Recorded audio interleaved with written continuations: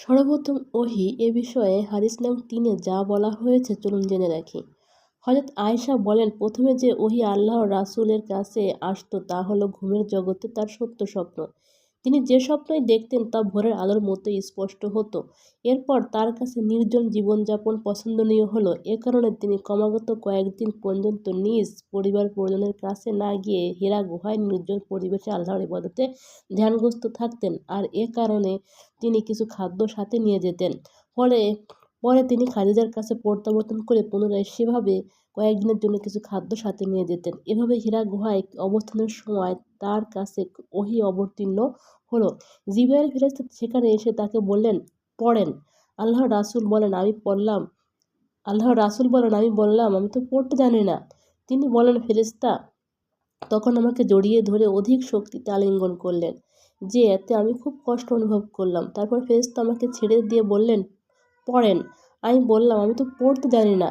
তখন তিনি দ্বিতীয়বার আমাকে জড়িয়ে ধরে আলিঙ্গন করলেন, এতে আমার খুব কষ্ট অনুভব হলো। তারপর আমাকে তিনি ছেড়ে দিয়ে পড়তে বললেন। আমি বললাম, আমি পড়তে জানি না।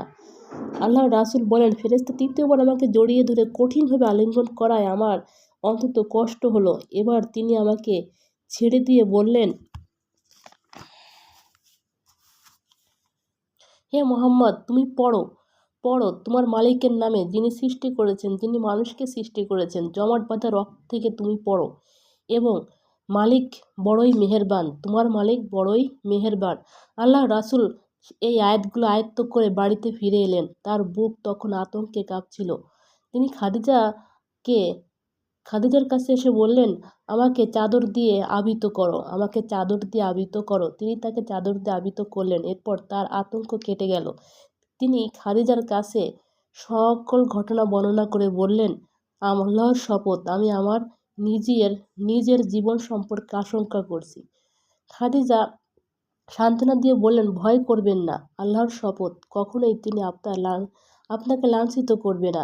কারণ আপনি নিজ আত্মীয় স্বজনের সাথে উত্তম ব্যবহার করেন, অসহায় অভাবীদের সেবা যত্ন করেন, বঞ্চিত ও দুঃখীদের দুঃখ মোচন করেন, মেহমানদারি করেন এবং হক পথে বিপদগ্রস্তদের সাহায্য করেন। খাদিজা তাকে সাথে নিয়ে তার চাচাতো ভাই ওয়াকা ইবনে নওফল ইবনে আসাদ ইবনে আব্দুল উজ্জার কাছে গেলেন।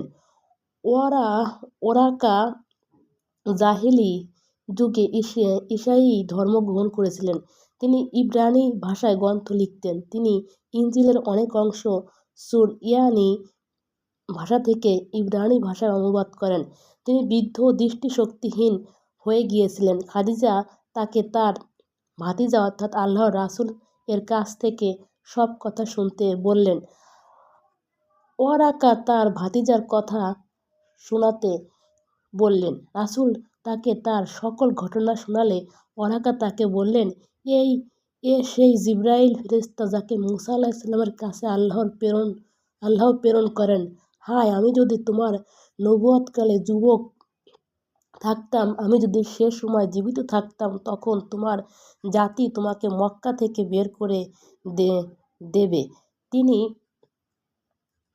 ওয়াকার কাছে জানতে চাইলেন, তারা কি সত্যিই আমাকে বের করে দেবে?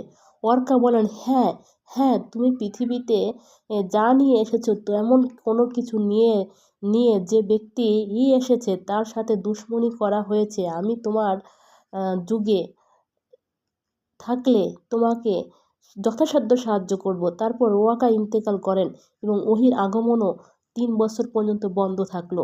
ইবনে শিহাব জুহরি বলেন, আবু সালমা ইবনে আব্দুর রহমান বলেছেন যে জাবির ইবনে আবদুল্লাহ আনসারী ওহীর বিরতি সম্পর্কে বলেন, আল্লাহর রাসূল সাল্লাল্লাহু আলাইহি ওয়াসাল্লাম বলেছেন, আমি পথ চলতে আকাশ থেকে একটি শব্দ শুনতে পেলাম। তখন আমি উপরে তাকিয়ে দেখি, হিরা গুহায় যিনি আমার কাছে আগমন করেছিলেন সেই ফেরেশতা আকাশ ও পৃথিবীর মধ্যে একটি আসনে বসে রয়েছেন। এই দৃশ্য দেখে আমি ভীত হয়ে বাড়িতে প্রত্যাবর্তন করলাম এবং আমাকে চাদরে আবৃত করতে বললাম। তখন আল্লাহর ওহী অবতীর্ণ করলেন, হে কম্বল আবৃত মুহাম্মদ, কম্বল ছেড়ে ওঠো এবং মানুষের পরকালে আযাব সম্পর্কে সাবধান করো।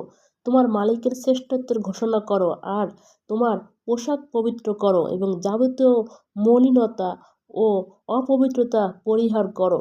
সূরা মুদাসসির এরপর থেকে ওহী ধারাবাহিকভাবে অবতীর্ণ হতে থাকল।